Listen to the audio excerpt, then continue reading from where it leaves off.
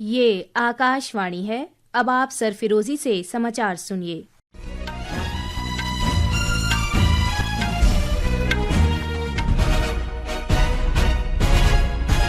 प्रधानमंत्री नरेंद्र मोदी ने आज बिहार के भागलपुर से प्रधानमंत्री किसान सम्मान निधि योजना की 19वीं किस्त जारी की। प्रधानमंत्री इस समय कार्यक्रम को संबोधित कर रहे हैं। आइए सुनते हैं उनका संबोधन। प्रोसेसिंग इंडस्ट्री को बढ़ावा देने के लिए बिहार एक बड़े केंद्र के रूप में उभरने वाला है। बिहार में national institute of food technology and entrepreneurship की स्थापना की जाएगी। यहां बिहार में कृषि के क्षेत्र में 3 नए सेंटर ऑफ एक्सेलेंस की भी स्थापित किए जाएंगे। योजना के 9 करोड़ 80 लाख लाभार्थी किसानों के बैंक खातों में सीधे 22,700 करोड़ रुपए से अधिक की सहायता राशि जारी की गई। ये कार्यक्रम प्रधानमंत्री किसान सम्मान निधि योजना की 6ठी वर्षगांठ के अवसर पर आयोजित किया गया। प्रधानमंत्री ने बिहार में किसानों से जुड़ी योजनाओं समेत विभिन्न विकास परियोजनाओं का उद्घाटन और लोकार्पण भी किया। प्रधानमंत्री नरेंद्र मोदी ने कहा है कि इतिहास में पहली बार दुनिया भारत की ओर उम्मीद भरी नजरों से देख रही है। भोपाल में आज ग्लोबल इन्वेस्टर्स समिट का शुभारंभ करते हुए श्री मोदी ने कहा कि आम लोगों, अर्थशास्त्रियों, संस्थाओं और कई देशों को भारत से उम्मीदें हैं। उन्होंने कहा कि विश्व बैंक से लेकर दुनिया की सभी बड़ी संस्थाएं भारत को सबसे तेजी से बढ़ती अर्थव्यवस्था बता रही हैं। श्री मोदी ने कहा कि भारत पर दुनिया के इस भरोसे ने राज्यों का आत्मविश्वास भी बढ़ाया है। वहीं डबल इंजन सरकार के कारण विकास की गति भी दोगुनी हो गई है। श्री मोदी ने कहा कि मध्य प्रदेश में निवेश करने का ये सबसे अच्छा समय है। प्रधानमंत्री ने कहा कि विकसित भारत में टेक्सटाइल, पर्यटन और टेक्नोलॉजी क्षेत्र सबसे महत्वपूर्ण है।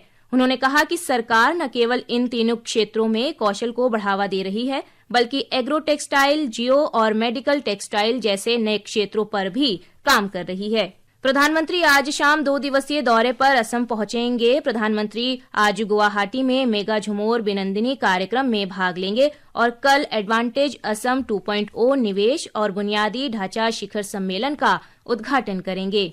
नवगठित दिल्ली विधानसभा के पहले सत्र में विजेंद्र गुप्ता को विधानसभा अध्यक्ष चुना गया है। सत्र की शुरुआत आज मुख्यमंत्री रेखा गुप्ता और उनके कैबिनेट सहयोगियों प्रवेश साहिब सिंह वर्मा, आशीष सूद, मनजिंदर सिंह सिरसा, कपिल मिश्रा, रविंद्र इंद्राज सिंह और पंकज सिंह के विधायक पद की शपथ लेने के साथ शुरू हुई। प्रोटेम स्पीकर अरविंदर सिंह लवली ने अन्य नवनिर्वाचित विधायकों को शपथ दिलाई। उपराज्यपाल वीके सक्सेना कल सदन को संबोधित करेंगे। पिछली सरकार के कामकाज पर सीएजी रिपोर्ट भी कल पेश की जाएगी। 3 दिवसीय सत्र इस महीने की 27 तारीख तक चलेगा। विदेश मंत्री एस जयशंकर ने कहा है कि भारत संयुक्त राष्ट्र शांति स्थापना अभियानों में सबसे बड़ा योगदानकर्ता बना हुआ है। नई दिल्ली में महिला शांति सैनिकों के पहले सम्मेलन के दौरान विदेश मंत्री ने कहा कि वैश्विक शांति में शांति स्थापना के प्रयासों की महत्वपूर्ण भूमिका है।